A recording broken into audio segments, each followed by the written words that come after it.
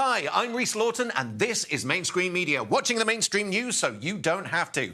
Don't forget to subscribe and hit the notification bell. So let's throw down a ton of money and wash away a multitude of sins. Alleged sins. Are we at war in Europe? Well, no. No, we're not. And no one's more devastated than the mainstream media.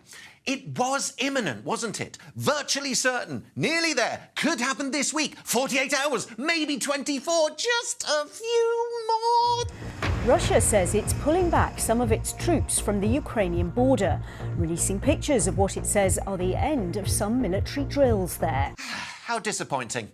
I mean, when all the media outlets have been ramping it up for months, if not years in some cases, itching to get stuck in, it's a bit annoying when the big story is, well, nothing at all, really. Russia says some military units are returning to their bases as its foreign ministry taunts the West, saying it is humiliated and defeated. It's not happening, and they're being a bit mean about it. Drill down a bit. Robert Peston wanted to chat about NATO expansionism and promises made to Russia about its security. We've all been busily looking for where these assurances might have taken place, and we can't find any evidence of those assurances. Well, I think you have a very short memory and maybe you can't use Google properly. Clearly you've never met Robert Peston. Us old hands are happy that he's dressed and managed to finish a question. Baby steps. Google in a few years, maybe? But even the media, if we're being totally honest, got a bit sick of it all behind the scenes. Kay Burley took Jack Whitehall to task. Are we going to war tomorrow? Possibly. Are we nearly there yet? Well, no. Unfortunately for Boris Johnson, it looks like it's back to the domestic fuck-ups. If only it was happening! Maybe pretend it still is? I think what everybody needs to see is a programme of de-escalation. And, you know, we're hearing... What does that mean? That means withdrawing the battalion tactical groups away from a potential theatre of conflict. Maybe put the news on, mate. His foreign secretary also hadn't had the memo. Have you seen these reports, and what does that suggest to you about a possible invasion being turned away? I haven't seen the reports that you're referring to, Tom. Certainly our latest intelligence suggests that an invasion is imminent, that it's highly likely. Not really, though, is it? Maybe stop using highly likely. It's becoming a not-so-secret code for bullshit. But luckily, Liz says she can drag it all out for months. Sorry, Russia could drag it all out for months. That's convenient, Liz. You're not wrong. It's just all happening some point in the future. Like you moving jobs. Oh, and someone please tell the Sun. Liz, have you been briefing the tabloids again? Maybe take a back seat. You keep messing things up. Russia needs to remove their heaven weaponry from Ukraine. Yes, the heaven weaponry, Liz. In the sky might not exist. We do have intelligence insiders, honest. Sorry, I mean the US has intelligence insiders, not just making it up. A kindergarten was shelled in what we're taking to be what we know is a false flag operation. It's confusing for anyone with half a brain, or just about half, like the US president. He's on the phone to Yeltsin right now. Maybe the Germans have the inside track. Try them. Another news conference from Olaf Scholz. He has just tweeted, actually, mind the language with this one. It is our damn responsibility, he said, to ensure there is no war in Europe. That from the German Chancellor in German, but translated, as you can see. Or maybe not translated. We'll take your word on his sweary tweet. The march to war seemed so certain. The Defence Secretary could smell it. Actually, could someone open a window? He didn't say as much on camera, obviously, just to the papers. Perhaps so he could claim he'd been misquoted when it was all revealed to be bollocks. A whiff of Munich! What's that? You remember the year before the Second World War, appeasing Hitler? Wait, are we meant to be the shit ones? Ben, Boris wants a word. He's heroic Winston Churchill, right? Not cowardly Neville Chamberlain with his bitter white loo roll. Don't think too much about it. Seems extreme, too. The Germans really don't like the reminder, and the Ukrainians told Ben to shut it. You're not helping. Even the Northern Ireland secretary was a bit unsure. Do you think that the reference to Munich is that helpful in a diplomatically sensitive moment? Well, I think what Ben has outlined there is given an explanation that people understand, particularly in the context of if people have seen the new movie recently. Yes, don't forget the new movie, says Brandon. It's on Netflix. A lovely UK-German co-production just in time to ramp this all up a bit too. Ein wahrer Plan für Europa. Hitler is lying when he claims to want peace. Reminds me of something. Yes, that's it. A press release from the Foreign Office. All a bit dodgy, to be honest. You cannot play poker with a gangster without having some cards up one's sleeve. Is that meant to be Neville Chamberlain again? Some kind of hard case now. Wonder what Jeremy Irons thought about Liz's rewrites. Sorry, all a coincidence, of course. That'd be another level in the propaganda wars, wouldn't it? Well, I think there's quite a lot of, as they say in Russia, vranya going on. But we've had some great stuff on that front, usually from Liz Truss. I'm not going to go into the wheres and wherefores. Or rather, the other way around. Remember when you said Russia was trying to get a pro-Moscow puppet leader installed in Ukraine? That all got a bit confusing, didn't it? Who was it meant to be? A former MP in Ukraine? Let's ask him. "You've made my evening," said he. "I'm banned from Russia and my dad's cash has all been confiscated." Yes, just the chap to do the Kremlin's bidding. Oh, the Americans are trying someone else. A guy who runs wellness clinics on the Black Sea. "He's the real puppet." "I'm really not," said he. "I'm a nobody." "Ah, but that makes you perfect," said undisclosed regional experts. OK, then. What about all that dirty money? Yes, all that dirty cash, all in inverted commas, just in case those pesky lawyers want a bit of proof or something. Yes, dirty cash scandal, like the one Prince Charles is getting dragged into with the Saudi... Oh, no! Focus on the Russians. Their evil, dirty money sloshing around the city. What are the rules? I know. Let's ask Bob Seeley, MP for London? No. Isle of Wight. At the moment, I can set up a company in your name, based in your address, and I can launder billions of pounds through it. What? Bob, you snake! So you're the guy behind all the threatening letters from the taxman. In that case, I'll set up a company in your name, at your address, and see how you like it. Forget that nonsense. Got something else for you. We almost had a punch-up with Putin in the English Channel, didn't we? Did we? Well, kind of, if by punch-up you mean Russian and NATO ships going about their business in international waters. There's the Express speculating that the ships might be off to Ukraine, then reporting on its own speculation. Didn't tell us if they got there. And what about British boots actually on the ground in Ukraine? Our boys were set to deploy within days, said the Defence Minister. But the Armed Forces Minister didn't get his boss's memo. Lots of those going missing. Either that or just lots of people making stuff up. No, the troops aren't going. Or if they are, no one told him. Or maybe they both missed it. Everyone forgot about the 30 guys we'd already sent last month. Someone did remember, right? Maybe give them a call? They might be a bit bored. Send them a copy of Munich, The Edge of War. See if anything kicks off. Anyway, might not need them. Remember all those pictures of Ukrainian citizens, even kids getting tooled up. Isn't it all brilliant, chorused the papers. Bit like the A-Team with, child soldiers. Focus on the old people instead. This lovely old lady is a hero, isn't she? Or maybe not. She's being trained by a bunch of Nazis, isn't she? So, got to change the spin a bit. Bit less fun now, but we'll pretend we weren't taken in. Just the rest of them were. Yes, all really just a warm, positive take on existing paramilitary groups. Northern Ireland's got loads. Proper laugh, aren't they? Don't make it all too fun, though, particularly when the PM's trying to look tough. This week, he flew off to Ukraine. Or if you're watching on catch-up TV, he flew off to southwest Russia. Yes, Graham won't be apologising, said the BBC. To whom? Who complained, if anyone? Outraged viewer B. Johnson of Westminster? Until next time, Vlad! Oh, he's gone. Who'd have expected a happy ending for our Prince Charming, Prince Andrew? Living proof that you can't just throw money at a problem unless you really want it to go away. Though, if by go away you mean on every single front page. 3 cheers for His Royal Highness. I don't want to piss on your pizza, mate, but it all looks a bit like a rich guy using cash to make a lot of awkward stuff disappear. Because let's face it, that's exactly what's happened. Bit of a U-turn too. A trial was on. Andy was giving evidence under oath next month, going to tough it out. Totally innocent, would clear his name. No one saw this coming. Or maybe they did. In some ways, this didn't surprise anyone. It was a racing certainty that it had to end this way. It was always highly likely that this case would never reach trial. But aren't you guys clever? Could have mentioned it before.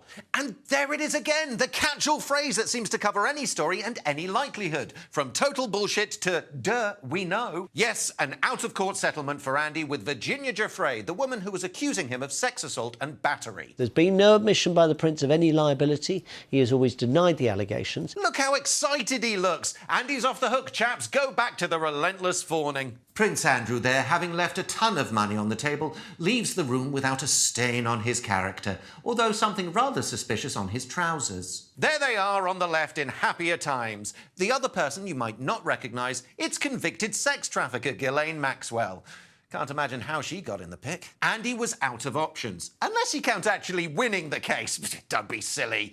Especially when he'd already tried to get it all thrown out on a technicality, a previous agreement between his accuser and the late billionaire Jeffrey Epstein. Because that would have been much better, getting off thanks to a deal cut by his paedophile friend. Sorry, Andy. Not friend. But all it took was a substantial donation to Giuffre's charity in support of victims' rights. Few warm words. Oh, and he also said he regrets his association with Epstein too.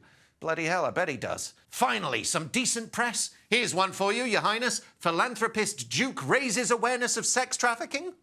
Not quite. Even the staunchest royalists, just a month after insisting it's all to play for, now agree he's absolutely fucked. Or is he? Perhaps the answer is, as he says at the end of this statement, for him, as he says, to pledge to support the fight against the evils of sex trafficking and by supporting its victims. Perhaps that offers the best, perhaps even the only route back for him. The brown-nosing's too obvious, mate. They still all hate you. How much is the settlement? Bit of a disagreement. 10 million? 12 million? All very hush-hush. And Mummy is helping her favourite son out. Stops it all taking the shine off her glorious Jubilee year. And everyone's gagged until the party's over. Classy. Yes, the Sun. Thank God for the Queen. Where would Andy be? Sorry, where would the nation be without you? Where's Liz's cash coming from? Not us, surely. Oh, OK. The Telegraph's very quick to point out it's from her private estate. Only, if we didn't give you a load of cash for a life of luxury, you'd have to use that private pot of cash instead. Our cash means you keep your cash for this kind of thing. So, what's the difference? The paper obviously didn't ask. Where now? Well, Andy's convinced he can make a grand return to public life. Got to work on the image a bit. A lot. Lots of ground to make up when you're a pariah in the world's worst family. Not least convincing Mummy to give you back your royal titles and patronages. Not now, Andrew. Next year, maybe. Oh, and got to convince Charlie that when he takes over, you're not going to embarrass him. He's just fine doing that himself. Big cash for honours and citizenship scandal, though some did desperately try to keep his name out of it. Maybe give your bro a few PR tips. And, of course, the whole national laughingstock thing. Andy, not Charlie, but also Charlie. Have you been following the Wagatha Christie thing? No, of course not. It's garbage. Unfortunately for you and me, the mainstream media has. Wagatha Christie. Yeah, bit like the crime writer and surfing fan Agatha Christie. Wagatha. You're sort of Agatha Christie-style persona that Colleen Rooney took upon herself. No, it's Wagatha. Agatha, but with wag at the start. Those wives and girlfriends of rich footballers. It's been dubbed Wagatha Christie. Better, but saying it in a bored voice doesn't mean you're not covering it. Nice try. That one joke has been running for fucking ages, with a few variations. If anyone was going to go for Cressida Dick's job, Wagatha Christie, Colleen Rooney setting herself up as a detective there. Yes, Colleen Rooney's Metropolitan Police. Nice link. Want to know more? Course not. Go on, then. Basically, there are these two women with more money and time than sense. One, Colleen Rooney, married to Wayne, Derby County boss, used to play for Manchester United, used to be a big fan of the more mature sex worker. She turned detective, didn't she? No, not the sex worker. She saw it was Wayne a mile off. Colleen, I mean. Colleen suspected another equally pointless person, Rebecca Vardy, married to Leicester City striker Jamie, was leaking stories about her to the press. The Sun, in fact. Although you wouldn't know it from its coverage. Bit coy about that bit. Colleen says she set her Instagram to private, posted a load of bullshit, like anyone would know the difference, and only allowed Vardy to see it. And hey presto, in the Sun. Sorry, I mean the press, don't I? Sorry, the Sun won't happen again. Had to be Vardy doing the leaking, right?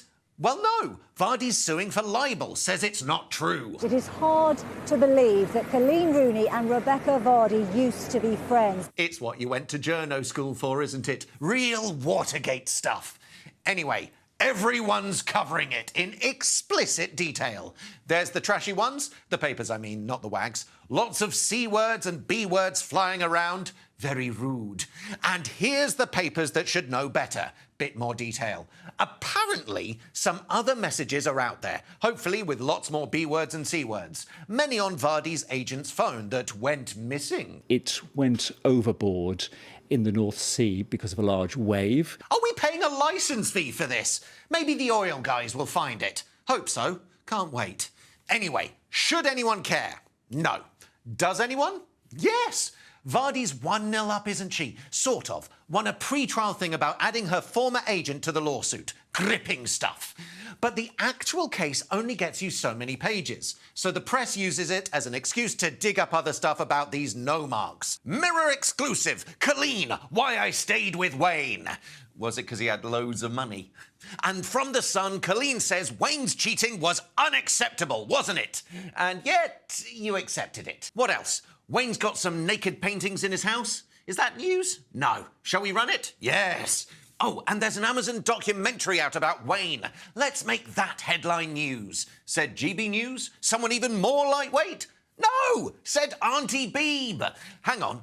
Aren't there rules about plugging commercial stuff on the Beeb? Fuck it, run it! I knew I had to change. I knew I had to get through that struggle, really, and fight for me, for me marriage, fight for me career. Also coming up this hour, new fossils found in a cave in southern France suggest that humans and Neanderthals could have coexisted. Sorry, that's just too easy.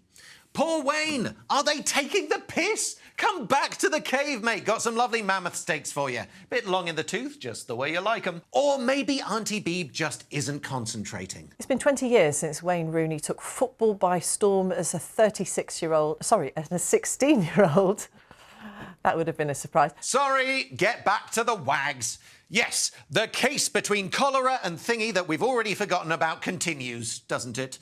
Of course it does. Wagatha's invading every part of our lives, even tedious ITV quiz shows. The only name that's coming into my head, I don't know why, is Wagatha Christie, and I don't even know if she's in politics, honestly.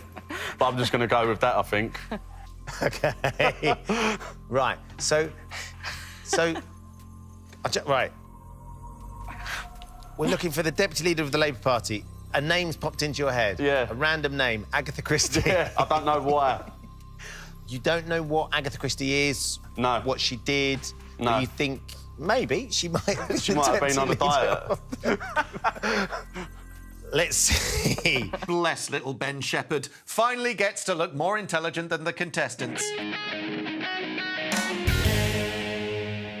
It was the week the police finally got tough on those COVID rule breakers at number 10. Anyone who had dared cross the line knew what to expect. A visit from the heavies, a stern word, maybe even some rough stuff, before getting hauled before the courts and fined thousands. Time for Boris and the gang to get what was coming to them. No longer was it one rule for us, none for them. So what better time to run away? Yes, a whistle-stop tour of the UK. Something about that levelling up. Get up north of the border. Except... I've been told that I'm out of time, but do you want to talk about Scotland? I'm happy. So important that they both almost missed whatever he was there to talk about. While back home, the police were waiting. Actually, they weren't. They'd relied on the postal service. Always a mistake. And in it, a really tough questionnaire. What? Yes, fill this in by the end of the week. Or... well, you'll be sorry. If this is new procedure, it'll make those legendary interview scenes in Line of Duty a little less must-see. Maybe it's cutbacks. Hello, what's going on here? Actually, before you answer that, fill this in. Multiple choice, no conferring. So, what's in Boris's one? Did you have a party? All the guidelines were observed. Document 1 in your folder, you at a wine and cheese event. And document 2, you hosting a quiz? I certainly broke no rules. So you admit there were parties? Nobody told me. Sure about that? All very suspicious. I mean, confusing. So confusing, he's got a team of private lawyers working on whether there were any parties, if he was there, and if he knew he was. Have you completed your questionnaire and will you publish it in full? Well, all that is a process has got to be completed before I can say anything more, and but I look forward to telling you a lot more in due course. But is the questionnaire in? I look forward to telling you a lot more in due course. I think that's a no. Still with the lawyers. Hope he paid for them himself. I can't imagine the Queen stumping up for them as well. What about the guy next door? Rishi Sunak. The Chancellor decided a stint on quickfire quiz show Mastermind was the best course of action. Have you received your questionnaire from the Metropolitan Police yet? No. Are you expecting to receive one? No. Are you worried about... I don't know. Do you believe you may have broken the rules? No. The lockdown rules? No, OK. Does the Prime Minister have your confidence? The Prime Minister has my total support. Thank you. Does he, though? Needs someone a bit more convincing. The Northern Ireland Secretary's happy to stick his neck out. Quite a change from the day job of blaming others and hiding behind the DUP. He has my absolute 100% plus loyalty. Good job it's not a maths quiz, Brandon. But others were even more loyal. Mad Nad Dorries, for instance. You cannot imagine withdrawing your support under any any circumstances. You know, if he went out and, kicked a dog, I'd probably withdraw my support for him. Would you, though? Or would you say the dog deserved it? If the cops aren't happy with Bojo's answers, it could mean a fine. Or several. Yes, his office finally admitted we would be told. Which is nice of them, given everyone else got named and shamed in the press. And Boris is expected to argue that he's in a unique position. Yes, because he's the PM, he can do what he likes. Fuck you. No, that's not it. Oh, yes, it's because he lives in the flat upstairs. Anything he does there can be termed work. Must keep his tax bill down a bit too. All that wallpaper and dog biscuits reclassified as necessary expenses. Or he could just refuse to fill in the questionnaire. The right to remain silent. Just shut up. But it's way too late for that. Cressida Dick was rubbish, right? All the papers said so until she quit. Sorry, resigned in disgrace. Is there any other way? Apparently, she only got an extension on her last contract because they didn't have anyone better, which is quite a damning indictment of British policing. Good riddance? No. Suddenly, she's a scapegoat. For the right, the real guilty party was Labour's London Mayor, Sadiq Khan, the guy who effectively fired her. Dame Cressida Dick quit last night after losing the support of Sadiq Khan. The Dick thing sounds a bit catching. Go see Dr. Phil. Tell him Rhys sent you. For the left, of course, the villain's Tory Home Secretary, Priti Patel. Her fault, poor old Cress fighting a losing battle. While some even praised her as a trailblazer. First female leader, first gay chief. Wasn't she great? Who is her partner was the kind of intrusive nonsense no one needed. Now both Khan and Patel have the unenviable task of working together to get someone else they can both blame when it all goes wrong again. God knows who'd want it. But let's fire the starting gun anyway. Ask questions later. A fitting tribute to the outgoing chief, whose first big score was shooting dead Jean-Charles de Menezes, an innocent bloke she mistook for a terrorist. Look, he wasn't, but he might have been. Why else would he run away from a load of guys carrying guns? It really did give us a taste of what was to come from Dick's Met, where cops spent their time, well, got a minute? Well, roughing up a vigil for a woman murdered by one of their own officers, nicknamed the Rapist, then telling women to flag down a bus if they're worried. Or for the Charing Cross branch, sending horrific messages to each other. Rape chat, racism, homophobia. Regular stuff. There was that time they let England fans rampage at Wembley. Or what about when they were found to be institutionally corrupt over the murder of PI Daniel Morgan, then refused to accept it? And of course, who could forget telling everyone they wouldn't investigate COVID law breaches at Number 10 because they couldn't be asked to look for evidence? Or it's too long ago, or something. Then U-turning when everyone told them that looks really corrupt. And yet, there was no one better than good old Cress. To be fair, that might be true when you consider the gallery of rogues before her. Like Sir Bernard Hogan-Hulk. Having failed to catch Jimmy Savile, his force just went around arresting other celebs for a laugh. See what turns up, yeah? Or Sir Paul Stevenson. Freebies and links to phone hackers. Sir Ian Blair, Cress's boss when they shot that bloke. Or who can forget Lord Paul Condon and his institutionally racist Boys in Blue. Quite a few honours for a pretty dishonourable bunch. But how to replace Cressida? Lots of names floating around in the media. None of them great, to be honest. Let's start with Deputy Assistant Commissioner Baz Javid. Seems familiar. His brother's the Health Secretary, Sajid, and Baz is already involved in investigating Partygate. Stitch up, anyone? Hey, if people already suspect it's one big chumocracy, why not just make it clear it is one? Full disclosure. But he might actually be a bit too honest. Do you accept that the Met Police has a racism problem? Yes, I do. Yes. OK, then. And he's ruled himself out, the spoilsport. Let's try someone else, just above Baz. Assistant Commissioner Neil Basu, the most senior copper of Asian heritage, because, well, Baz aside, most of the others quit long ago. Probably didn't want to work with a bunch of institutional racists. Neil gets your vote? Oh, he did say he'd prosecute journalists for publishing leaked stories. Then said he wouldn't when everyone else said, "That's mad, mate, are you all right?" Maybe look outside the Met. Former head of Merseyside Police, Andy Cook. Pretty sure that's not him. Yeah, there he is. Unlike me, apparently, he knows right from wrong. Or perhaps not. Bit conflicted. Says stop and search isn't racist, even though it is, check the stats, but also thinks violent criminals are not inherently bad people. Maybe bring in a maverick outsider to really shake things up. That's the latest government plan. Yes, the Brexit gang who told us it was British jobs for British people, now realising the pool's a little small, more like a pond or a puddle. Anyway, might not have to go far. Across the Irish Sea, what about Simon Byrne, nicknamed Darth Vader? No, he's not actually Darth Vader, come on. OK, close enough. Mr. Tough Guy loves a good photo op, like this seasonal Christmas message for County Armagh. Guns in Northern Ireland. Good work, that'll keep the tensions down a bit. Who else? Well, if you like Northern Ireland but think a Sith Lord's a bit controversial, what about Superintendent Ted Hastings? Hates bent coppers, always keeps us guessing but gets results in the end. Those pen pushers think he's a loose cannon, and to be fair, his kind of results do include taking bribes and shooting witnesses. Sounds perfect. I've got a sneaky feeling he's fictional, but streets ahead of the pack. The mainstream media's not exactly bang on trend. Same with politicians. And when the two collide, total shitstorm. What about this week? Is Deanna Davison, the so-called TikTok MP, the future of the Tory party? Ah, go on, she is, isn't she? The future, right? We think so. Younger than most Tories, not hard. Northern, but doesn't hate them, probably barely remembers the miners' strike, and uses TikTok. Talk-tick. No, the other way around. Look, this social media thing we don't really understand. Short videos, am I right? Probably posts all the time. Got millions of followers. No to both. Less than 2,000 fans, posted 5 times. What a Westminster influencer she is.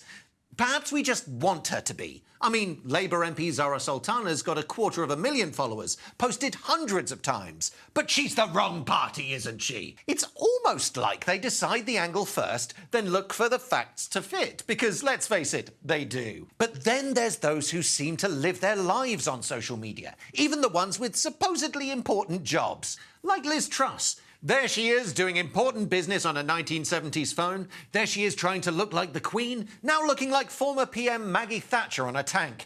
Then again, like Maggie in Red Square wearing a massive hat during a thaw. But certainly slick, at least compared to this idiot. Just down here at Oxshott train station, handing out our local railway services survey. Fascinating. Aren't you the Deputy PM? The Transport Secretary's doing that kind of material and on a bigger budget. So we've reviewed the messages that are played on the tannoy system, and where they add nothing but noise and irritation, we're removing them. Yes, noise and irritation. Start with Dom. But they're all amateurs compared to the king, the one man who does seem to get it when it comes to online profile. Or he's just totally mad. Matt Hancock. He's everywhere. Let me remind you who he was. Former Health Secretary, yes, that's the chap. Parliament's man-baby, bit of an all-round action man who saw off the Rona in record time, then got the boot for grabbing some illicit booty. Or, if you like your news a bit more boring, he broke his own COVID rules. I've been to see the Prime Minister to resign as Secretary of State for Health and Social Care. Yes, resigned, just before jumping backwards out of a plane at 20,000 feet. What a guy. Rehabilitation for Matt was always on the cards, and as always, Robert Peston was the first to welcome him back with a fluffy interview. I'd blown up every part of my life. Keep it clean, mate. But the mea culpa dealt with, or at least glossed over, it was time for the new, improved Matt! This week, it was a trendy podcast with his latest squeeze. OK, same one as before. A few weeks before that, it was Matt Hancock, crypto bro. It's happening, and it's going to happen, and it'd be far, far better if we can attract crypto markets, crypto exchanges here. Hey, Sky News, is he qualified for that? Who cares? He's cheap, he's here, and he's got profile, darling. Probably gets paid in Bitcoin. Oh, and if you mean qualified for something dodgy and pointless, he's perfect. Learned a lot since the last time he got down with the tech. That bullshit NHS app, remember? A lot of people are trying to download this and do what you're asking them to do. It doesn't work on older phones. Well, I'm delighted to hear that so many people are trying to download it. But it doesn't work. Excellent. There's nothing good about that. Maybe you missed Techno Matt. What about Matt Hancock, substitute teacher? Dyslexia, yeah? He's got it. He'll help others with it. Was it your dyslexia that meant you misread the social distancing rules? No. Never mind, mate. You can't be everything. What about Matt Hancock, friend to the stars? Matt awkwardly walked down the red carpet before Christmas. The Jingle Bell Ball! Why? Who knows? But he did. Music thing. In fact, I think it might be for kids. Ah, fuck it, he's already there. Someone take a picture. We'll find out who it is later. Wait. Turtleneck? Check. Red carpet? Check. Could it be Hancock? Matt Hancock. The Bond gig is up for grabs. We know he can act. I mean, just simple words there, reacting it. You're quite emotional by that. Well, it's just, it's been such a tough year for so many people. Better than Roger Moore, streets ahead of David Sodding Niven. Catchphrase? Don't kill your gran. This I can get behind. What else you got?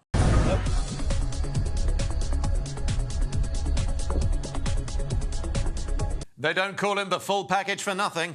He can climb up things, he can go over things, he can slide down things. We know Matt's a hit with the ladies. Well, 2 of them at least.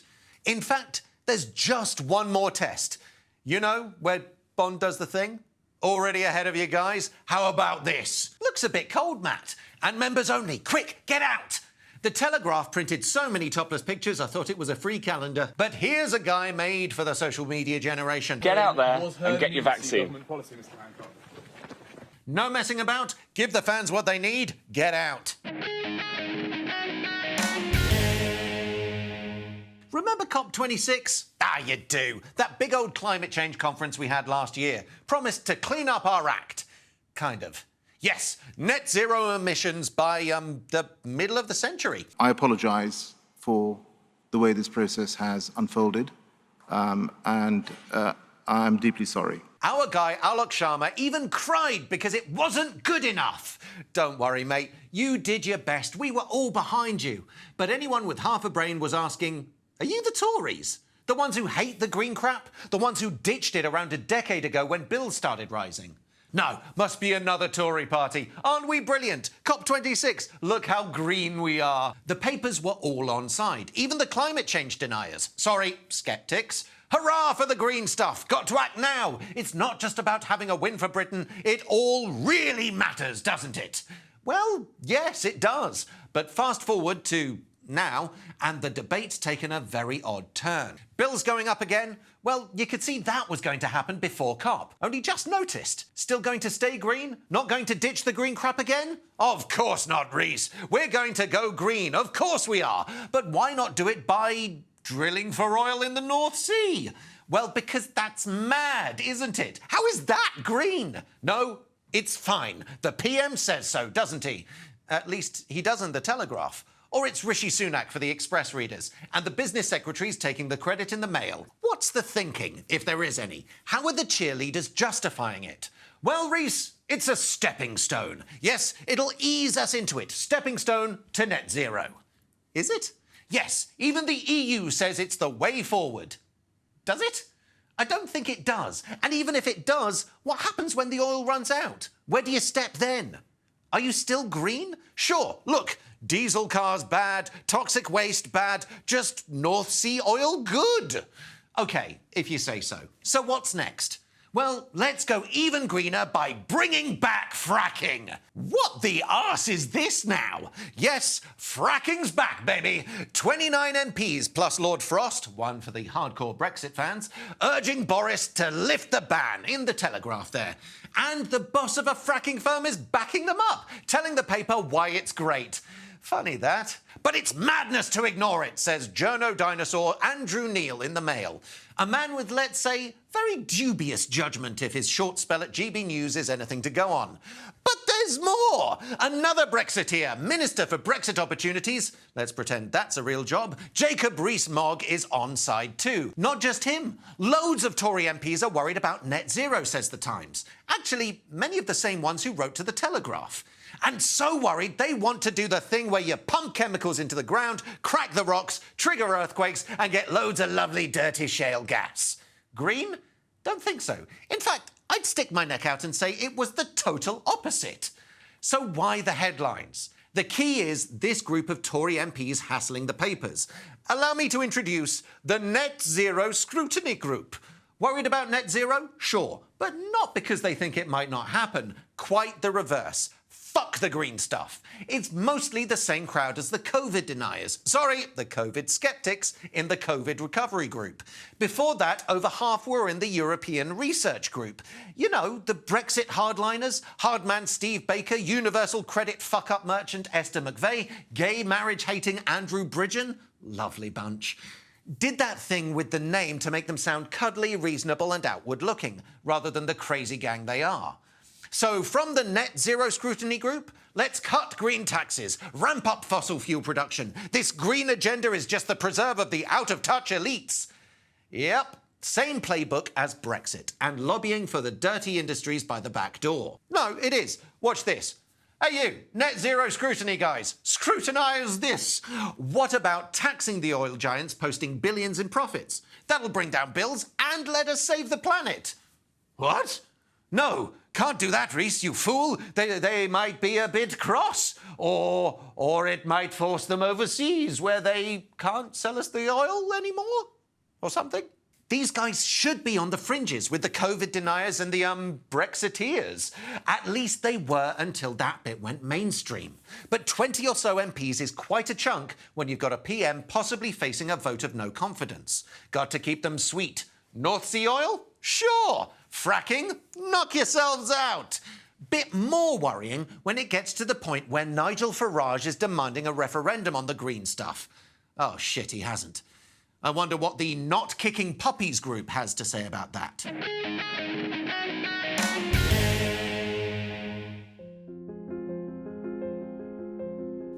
This is Rhys Lawton. Every week, I mean he, watches the mainstream news so you don't have to. It's a lonely life, and he doesn't have any friends. Oi, watch it.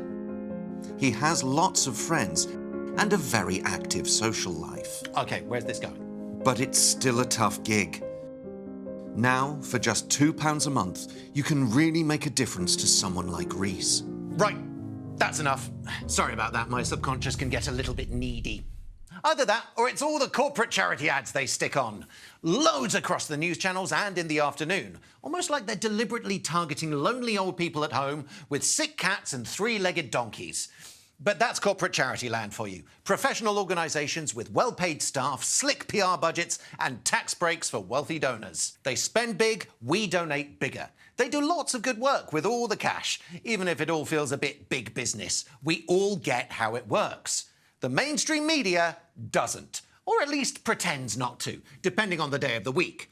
The papers love a charity tie-in when it's associated with them, get to cover themselves in glory. But they also love bringing down the heroes, ramping up all the failings of corporate charity land when it's a cause they have no interest in, actively hate, or just fancy having a go. Look, there's the Sun teaming up with NHS charities together for its Christmas appeal. How wonderful. And there's the Mail pissing on that charity for spending cash on iPads and beds for staff. The wrong stuff, apparently. Now take Kids Company, the now defunct charity for young former offenders and vulnerable disadvantaged children, run by Camilla Batman-Gelich.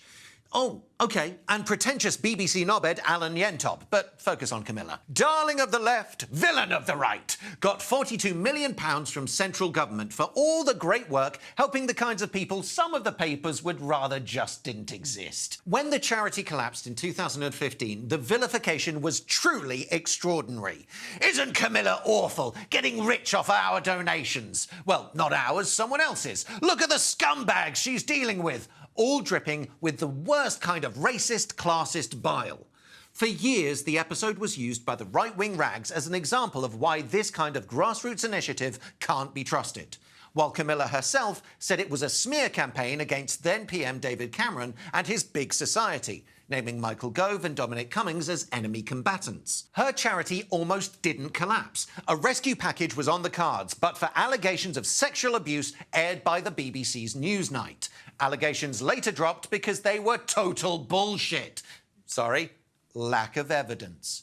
Then the full truth emerged. First, the High Court exonerated Camilla and the trustees. Then this week, the Charity Commission weighed in. A single technical finding of financial mismanagement, but no basis for any action by the regulator. No dishonesty, no bad faith, no funny business at all. Apologies all round? No, all very quiet. Weird. Actually, not so weird. Papers only say sorry when legally forced to. Now take the latest target. Remember Captain Sir Tom Moore? The hero of lockdown, raised squillions for charity by walking in his garden. Everyone wanted to be associated with lovely Tom. Tomorrow is a good day. Unfortunately not for your charity, mate. The press made you, now they want to knock you down. His charity might be a bit dodgy, right? Look at the thousands spent on management. Actually, no. There's nothing to suggest any wrongdoing. The more responsible articles even spell out that charities can and do pay people. It's exactly how it all works. There's no secret about any of it. The only hypocrisy is in how and when media outlets back them, and when they decide they're shocked, yes, shocked, I tell you, to find out it's corporate charity. Can you hear that? Almost too much rubbish to fit in this week, what with all the fake stuff, old stuff and utter garbage not even remotely close to news sloshing around the media cesspit. At 10, the Queen's back in her new form with wings and 6 legs. Good to see you again, Mum. Nice holiday? Was that it? Felt a bit unwell? No. What was it? Oh, yes. That was it. The COVID scare. Prince Charlie got it. The media speculated that Liz might have caught it. You've got COVID, haven't you, Mum? And now she's back. Seems fine. Remember that shitstorm we created? All okay now, said everyone. At 9, celebrity news. That nice Greg James from Radio 1 startles a woman on a train after she told her daughter the guy opposite looks a lot like that nice Greg James from Radio 1. Or something like that. Anyway, hilarity ensues. Are you Jane? At 8, the war for the countryside. Styles are banned. Styles? You know, those weird things you climb over to get into a field. Anyone really attached to them anyway? Yes, an integral part of the countryside. Say, many walkers. Presumably like dunking witches and listening to the Archers. But if you love all those country traditions, don't worry, it's all lies. No bans, just advice to farmers about accessible walks. Not good enough! Is nothing sacred? Says, Giles Brandreth, the prat on the One Show with the jumpers. Well, maybe, Giles, but this seems an odd hill to die on, especially if you need a style to get to it. At 7, it's grim up north, certainly for news fans. Car stopped for hogging the central lane in Manchester. OK, that's the news flash, but let's get the full tale. Probably couldn't fit the rest in the... Oh, no, that is the story. Greater Manchester Police exclusively revealed they'd stopped the Mercedes doing 49 miles per hour just before 4 a.m. Obviously a real dearth of crimes to solve or stories to report. At 6, guess who? Hello, my name is Catherine, and tonight we're in my bedtime story den. Sure that open fire's a good idea? Actually, Catherine, you look a lot like... no, it's gone. Yes, all newspapers. The Duchess of Cambridge reads kids the tale of an owl that didn't like the dark. Spoiler, Plop the barn owl changes his mind. At 5, the latest energy crisis solved news from the Times. Windows that can harvest heat in winter reflect it in summer. Truly amazing. You mean like double glazing? No, Rhys. New, groundbreaking technology. Is it expensive? Naturally. Is it available?